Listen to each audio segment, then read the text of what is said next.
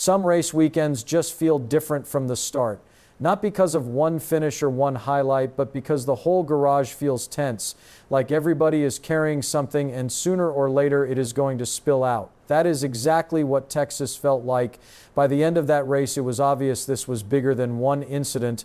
We had on-track chaos, drivers losing patience, radio explosions, and a much deeper storyline hanging over one of the biggest names in the sport. And when all of that starts happening at once, you know NASCAR is entering one of those stretches where everything can change fast. This is NASCAR Track News, the channel for real fans who want honest conversations about what is actually happening in the sport.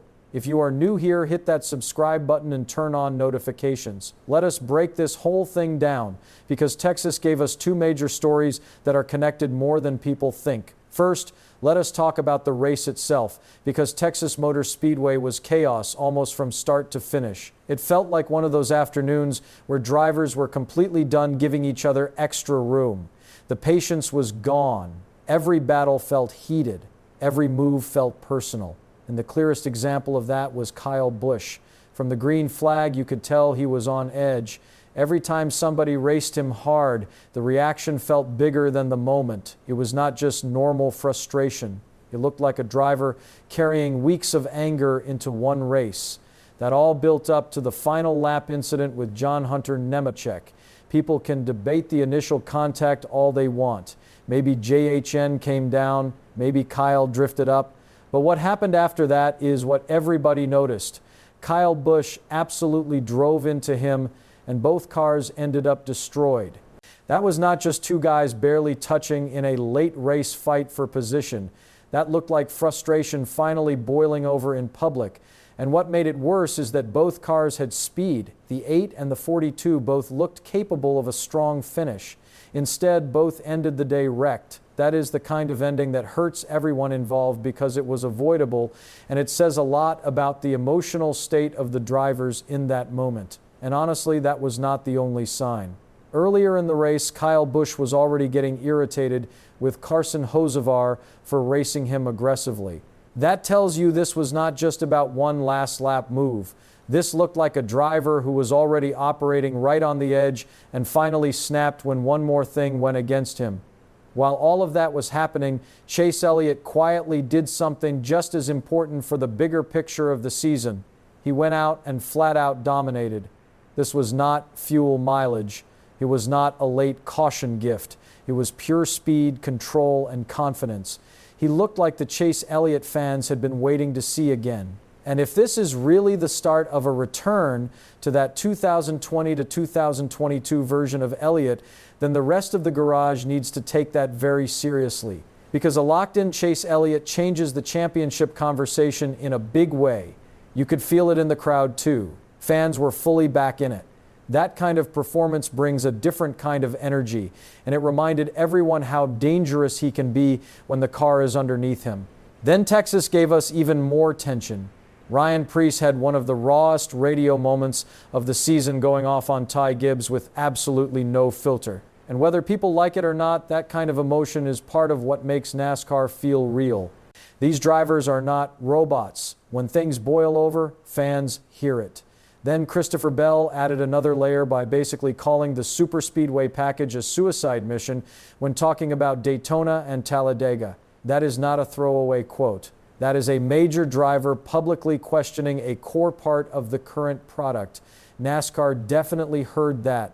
So Texas was not just one messy race. It felt like a warning sign. Drivers are frustrated, tempers are short, and the garage feels like it is getting closer to a breaking point. And that takes us into the second big story, because if you want to understand why Kyle Busch looked the way he did at Texas, you have to look at the bigger picture around him. The situation between Kyle Busch and Richard Childress Racing feels like it is coming apart. You can hear it in the radio. You can see it in the results.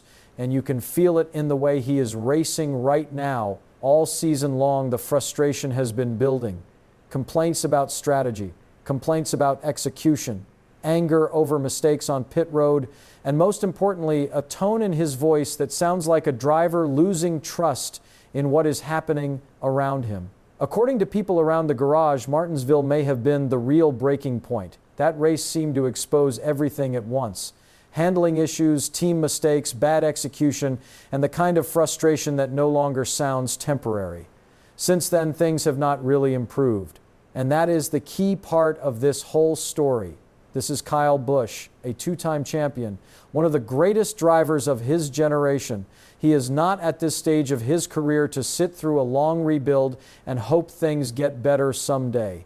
He wants results right now. He wants to contend right now. And right now, the 8 team simply has not looked capable of matching the top organizations consistently enough. They have made changes. They have adjusted things on the pit box.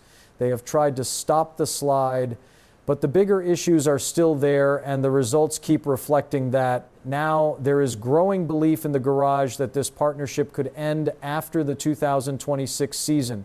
And if that happens, Kyle Busch immediately becomes the biggest free agent in NASCAR. That is where this story gets even bigger.